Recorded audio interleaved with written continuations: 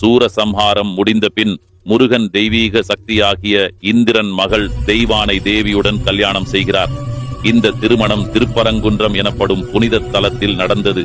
அந்த நாளில் சிவபெருமான், பார்வதி தேவி, மகாலட்சுமி, விஷ்ணு, பிரம்மா, தேவர்கள், சித்தர்கள் என அனைத்து தெய்வ சக்திகளும் திரண்டனர். விஷ்ணு பெருமான் தெய்வானையை தனது மகளாக அளிக்கிறார்.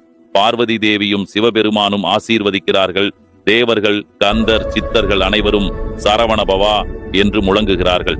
இது வெறும் திருமணம் அல்ல, அறிவு, முருகன் மற்றும் பக்தி, தெய்வானை இணையும் தெய்வீக தருணம். அந்த இணைவுதான் நம் உள்ளத்தில் அமைதியையும் ஆனந்தத்தையும் ஏற்படுத்துகிறது.